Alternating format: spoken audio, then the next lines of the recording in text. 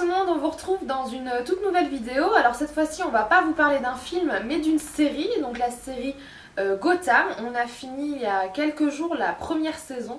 Et je sais pas Pierre-Luc, tu peux peut-être nous présenter un petit peu la série. Alors Gotham en fait c'est inspiré, alors, à la base le projet il a été créé pour et inspiré par une série de comics qui s'appelle Gotham Central qui en fait c'est l'histoire des flics de Gotham en fait.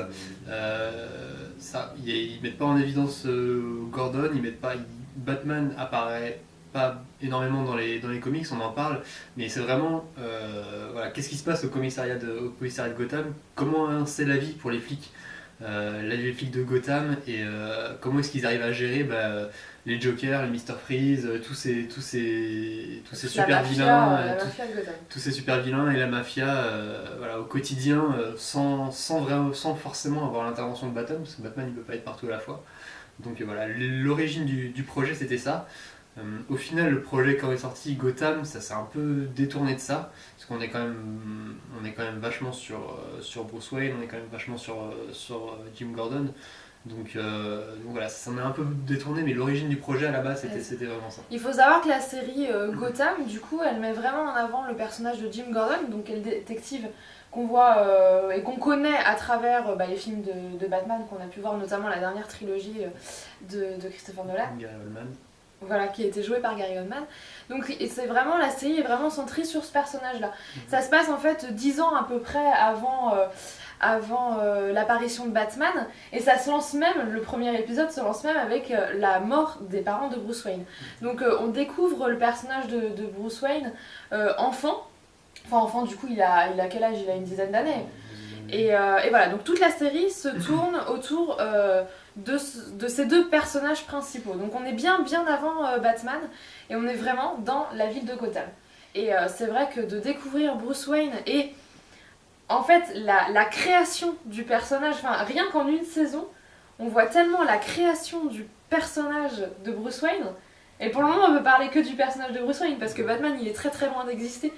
Mais on voit le changement que la mort de ses parents a impacté le caractère de Bruce Wayne. On le voit, tu l'avais dit une fois, on le voit vraiment devenir détective, quoi. C'est vraiment impressionnant. Et c'est un des aspects qui est le plus intéressant à propos de Batman, c'est que voilà, c'est le meilleur détective du monde.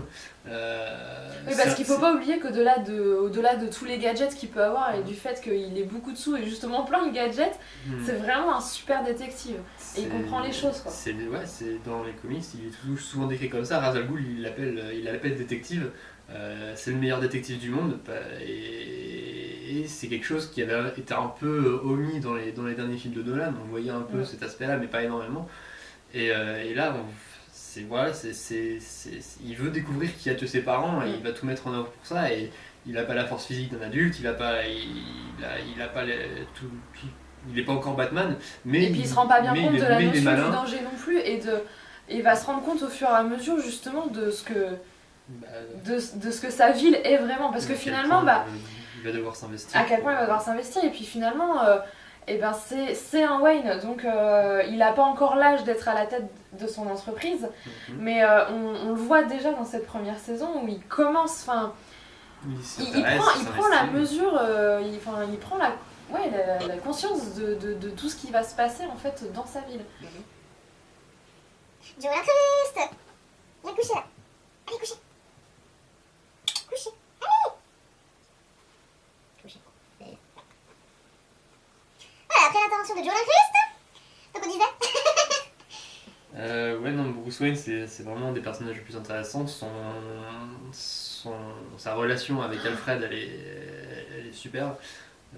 C'est vraiment deux personnages qui interagissent super bien l'un avec l'autre. On a vraiment une complicité qui est super intéressante.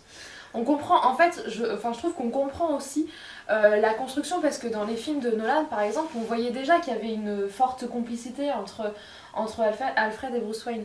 Et là, on comprend la construction de leur complicité aussi, parce que, oui, on pourrait se dire, oui, bon, ses parents sont morts, donc il le prend comme parent adoptif, mais ça va complètement au-delà de ça, quoi. C'est vraiment...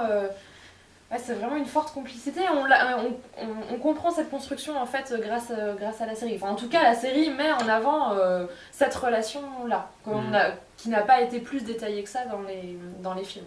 Et au-delà de ça, du coup, le personnage de Bruce Wayne est génial.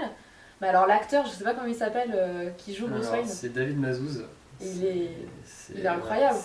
Il est très très talentueux et chaque scène, on voit apparaître, il est très très fort. Après, Jim Gordon, c'est le personnage principal.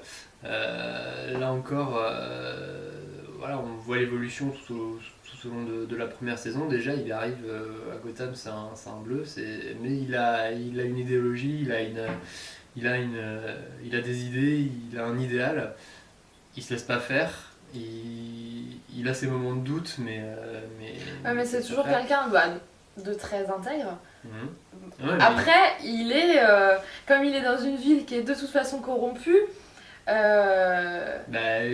le voit même. Parfois, il est à la limite, quoi. Sans spoiler, jusqu'au dernier épisode, il est obligé de faire des compromis. Le dernier épisode, il est obligé de faire des compromis et voilà, il comprend. Là encore, il comprend ce que ça veut dire d'être un flic à Gotham.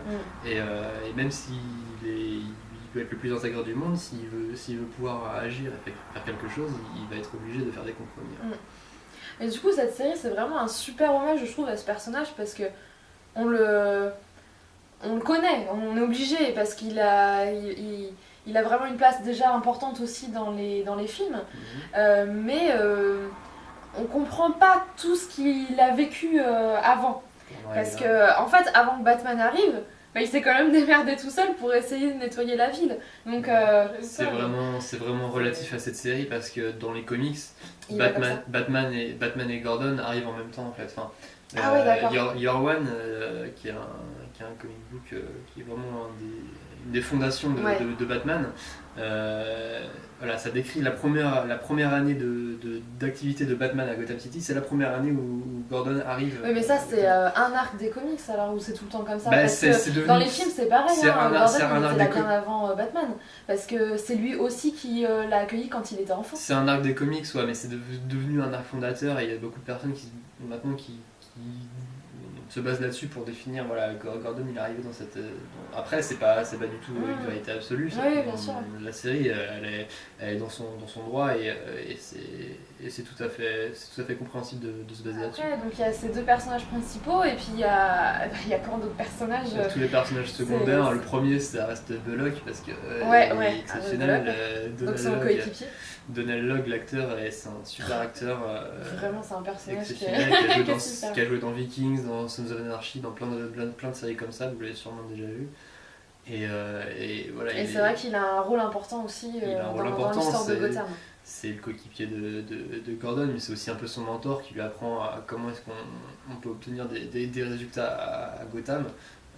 Il n'est pas aussi intègre que Gordon au début, mais c'est un personnage qui a un très bon fond et voilà, qui se laisse influencer par Gordon. Et puis Donald Logue il lui donne une personnalité qui est complètement attachante, quoi.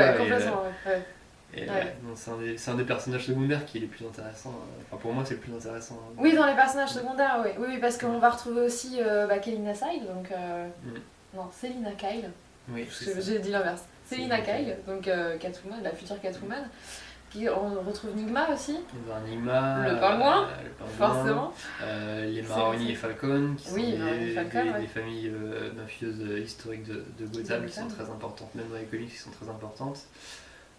Après, on a un personnage secondaire qui a été intégré, du coup, qui est pas du tout dans les comics, c'est Fish Mooney. Qui est une femme qui essaye de s'intégrer en fait dans la pègre. Qui essaye de prendre la place de boss de la pègre de Gotham. Donc elle, on est un peu plus mitigée. Alors moi j'aimais beaucoup son personnage au début de la série, au milieu elle m'a un peu saoulée, sur la fin j'ai ouais quand même. Donc je suis hyper partagée sur ce personnage là parce qu'il a été intégré en fait dans la série alors qu'il existe de nulle part dans les comics. Le concept de base me dérange pas, c'est Fish Mooney, j'ai pas d'avis contraire ou... Ouais, c'est ça, mais c'est vraiment l'interprétation, j'ai énormément de mal avec l'actrice Jada Pinkett Smith, la femme de Will Smith. J'ai énormément Ah, de moi mal. ça me dérange pas ça. J'ai énormément de mal avec son Non, j'aime interprétation, bien, elle est toujours dans l'exagération. Oui, mais c'est le personnage qui est comme ça, donc Mais c'est pas le jeu en fait. Bah, Enfin, je trouve que ça, si, c'est pas le si, jeu d'acteur, enfin. c'est le personnage qui est comme ça, c'est Fishmooney qui est comme ça. Bah, j'ai pas Donc, je trouve l'impression, qu'il est moi, bien- j'ai l'impression vraiment qu'elle pourrait faire quelque chose de beaucoup plus sobre et s'en Ah ouais. tirer mieux. Bon, ça me dérange pas, moi, c'est C'est- pas un point négatif pour moi. J'ai C'est énormément juste de mal le avec personnage cette en lui-même. En fait, on est assez. Enfin, je trouve qu'on est assez excité à chaque fois qu'on voit un nouveau personnage parce qu'on se dit ah oui, c'est lui dans les comics, alors on a envie de voir où ils vont l'emmener. Elle, bah. En fait, on la connaît pas, donc on sait pas. Il y a ce petit truc de fan en fait en moins par rapport aux autres personnages. Quoi. Ah, il y a Poison Ivy aussi dont on n'a pas parlé. On la voit un tout petit peu. 2-3 épisodes, ouais.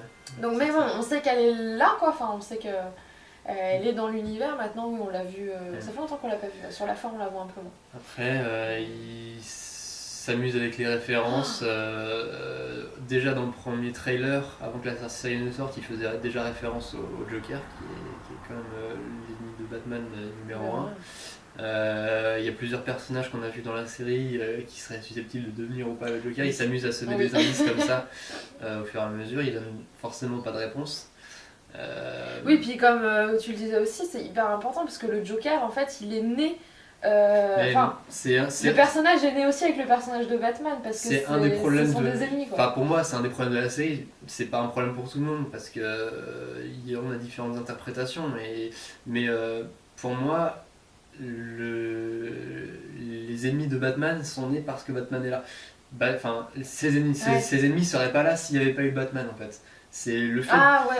Tu vois, c'est le fait de voir un mec, c'est le fait de voir un mec déguisé en chauve-souris se balader dans les rues de Gotham qui a provoqué chez l'apparition de ces vilains. Enfin.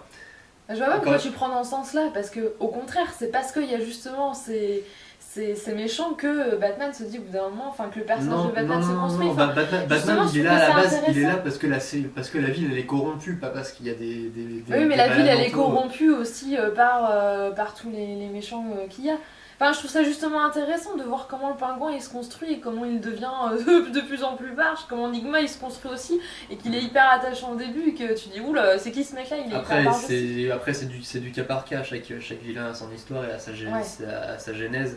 Et puis il y a tellement d'arcs différents aussi qu'ils ont certains. Enfin, ils doivent avoir des origines tellement différentes aussi. Après, le Joker, c'est vraiment un personnage qui est à part dans cet univers-là et il est vraiment indissociable de la naissance de Batman. D'accord. Parce que le Joker, personne ne connaît vraiment son origine, c'est d'ailleurs un des points forts du personnage, mais il y a plein d'origines qui reviennent au fait que c'est Batman qui a créé le Joker, quoi. Que ce soit lui qui l'ait balancé dans la cuve de produits chimiques, ou enfin voilà, il y a plein de... Oui, donc tous les petits clins d'œil qu'on a pu avoir dans la série, c'est peut-être plus du fanservice que... C'est du fanservice, c'est pas toujours très subtil d'ailleurs, ah bah des non, fois c'est un mais peu, non, mais comme je disais tout à l'heure, c'est trop bien, ouais, quand tu vois l'image, je dis c'est trop bien, et qu'est-ce qu'ils vont en faire? Alors après, ils nous jettent juste en fait des petits trucs, tu sais, pour calmer notre faim, je pense, mais du coup, c'est intéressant, mais je vois ce que tu veux dire. Après, à voir justement comment ils vont aller dans la série, jusqu'où ils vont aller.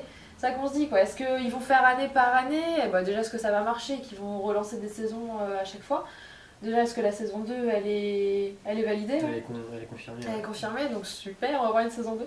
Mais du coup, voilà, jusqu'où ils vont aller? Est-ce qu'ils vont faire une fois un bond de quelques années, on va se retrouver avec Batman? Est-ce qu'ils vont aller jusqu'à Batman? Enfin, c'est vraiment toutes des questions. Je pense que la série elle va se terminer comme a pu se terminer Smallville. Juste au moment où Batman commence à... Mais ça serait pas une mauvaise idée non plus, parce que c'est intéressant de voir la construction des personnages. Et c'est vraiment je pense que c'est vraiment enfin, pour moi, c'est la force de cette série, quoi. C'est la construction de tous les personnages. Et...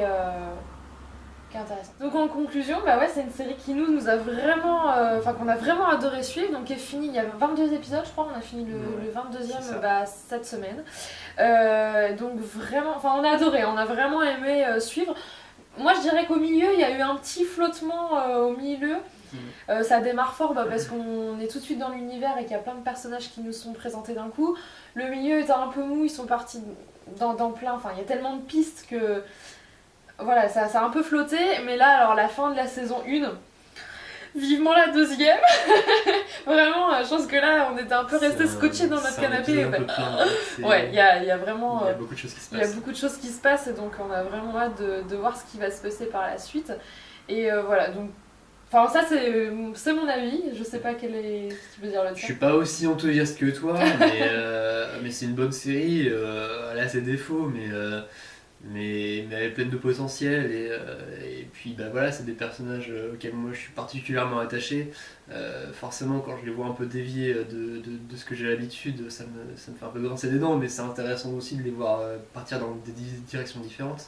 C'est ce que j'allais dire, Et, c'est que toi, Batman, c'est quand même ton personnage. Pas du tout. C'est pas ton personnage. Oui, non, c'est vrai. Ah, dis donc.